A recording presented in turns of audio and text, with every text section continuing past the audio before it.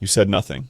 They talked over you, dismissed you, maybe laughed at something you said, and you just sat there, smiled, moved on, told yourself it wasn't worth it. But here's what nobody tells you. Every time you go quiet, when you should have spoken, something happens. Not to them, to you. A little piece of how you see yourself chips away, slowly, quietly. Until one day you look in the mirror and you don't recognize the person who lets everyone get away with everything. That's not a personality type. That's a pattern. And patterns can be broken. The people who get treated well are not louder. They are not meaner. They are not more aggressive. They just learned something most people never figure out. They learned that a few specific words said calmly, said clearly, said once, can completely change how someone treats you. Not always immediately, but consistently. And the person on the receiving end, they start to understand exactly who they're dealing with. You're not here to become someone cold or harsh. You're here because you're tired. Tired of replaying conversations in your head at 3 a.m., thinking of everything you should have said. Tired of being the person everyone feels comfortable pushing. That ends here. By the time you finish watching this, you will have 6 exact phrases. Short, calm, powerful. Each one built to stop disrespect in its tracks. No yelling, no long speeches, no explaining yourself to people who weren't listening anyway. Just words that work and the confidence to finally use them. The first one sounds almost too simple. I won't be spoken to that way. That's it. 7 words. But most people will never say them. Not because they don't feel disrespected. They do. But because somewhere along the way, they learned that keeping the peace was their job. So they swallow it, laugh it off, say, it's fine, when it is absolutely not fine. Here's what those 7 words actually do. They draw a line. Not a wall, not a war, just a line. And lines are something people understand. When you say it calmly, no shaking voice, no anger, just steady. The other person doesn't hear aggression. They hear someone who knows exactly where they stand. That is rare. And rare gets respected. Try it once, you'll feel it. The room shifts. The second phrase is about something deeper than just saying no. That's not something I'm willing to do. Most people say no and immediately shrink. They drop their eyes. Their voice goes small. Their body apologizes even when their mouth doesn't.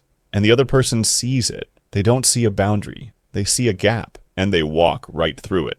Marcus Aurelius wrote something that has stayed with people for almost 2,000 years. He said that you have power over your mind, not outside events. What he meant was simple. How you carry yourself in a moment tells everyone in the room who you are.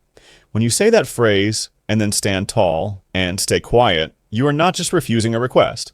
You are showing someone exactly who they are dealing with, someone who answers to themselves first. That energy is felt before the words even land. The phrase doesn't need a reason behind it. You are the reason. The third phrase is one most people think they already use. They don't. Not like this. I heard you. I disagree. When most people disagree, they get uncomfortable. Their face changes. Their voice rises. Their body leans back. Every signal they send says, this feels dangerous. And the other person uses that. They push harder. They get louder. They sense the discomfort and they dig in.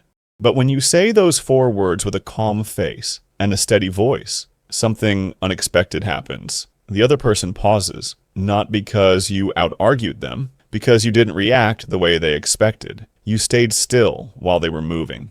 And stillness, in a tense moment, makes people question themselves, far more than any clever comeback ever could. You don't need them to agree. You don't need to win. You just need to stay steady. That steadiness is the message. Now, a word before we go further. These phrases are not spells. Some people, when they first hear a boundary from you, will not quietly back down. They'll push harder. They'll get louder. They'll act confused, offended, even angry, because for a long time, that reaction worked on you. That moment of resistance, that's not a sign the phrase failed. That's a sign it landed. You've interrupted a pattern they were counting on. The discomfort you feel when they push back is not weakness. It's the price of the change.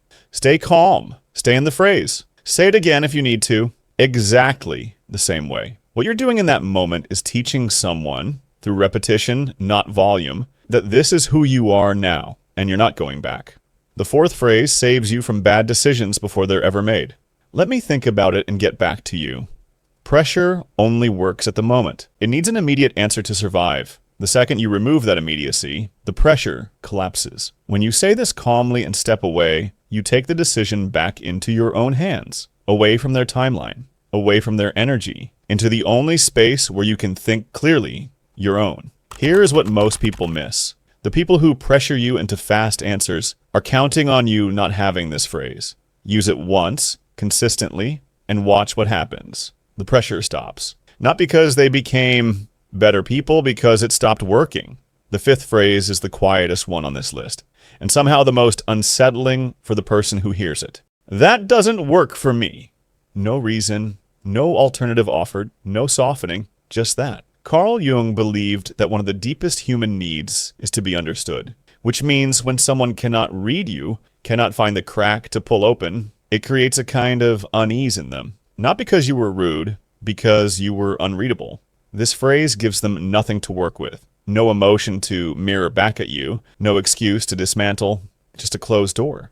There is a version of you that used to fill every silence with explanation, used to justify, used to over-apologize. That version was trying to make everyone else comfortable at your own expense. Short answers are not cold. They are complete. The person on the other end will feel the difference even if they can't name it.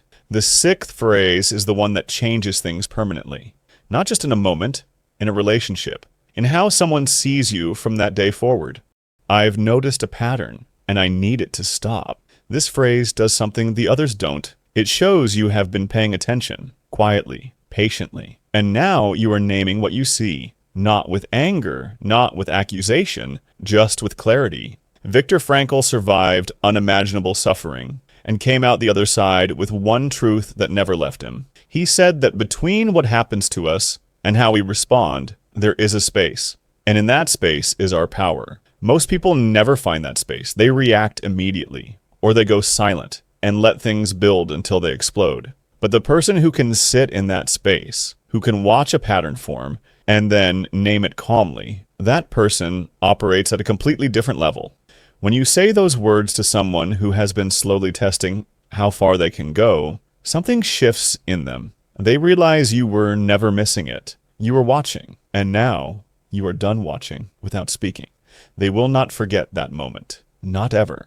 Here is what all 6 of these phrases have in common. None of them are attacks. None of them are performances. They are not about making someone feel small or winning a fight. They are about something quieter than that. They are about you finally deciding that how you are treated matters, that your comfort in a room matters, that your yes means something because your no means something.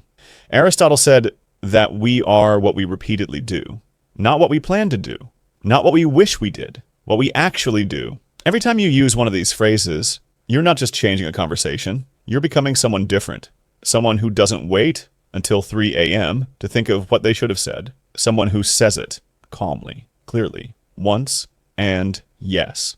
Sometimes the other person won't like it. Sometimes they'll push back harder before they settle. That's fine. You're not doing this for their comfort anymore. You're doing it because the person in the mirror deserves better than silence. That person was always in you. You were just letting them out. Pick one phrase from this video, just one. Use it this week, once, in a real moment. Then come back here and tell me what happened. Tell me the situation. Tell me what you said. Tell me how it felt. I read every single comment and I will reply with something real, just to help you.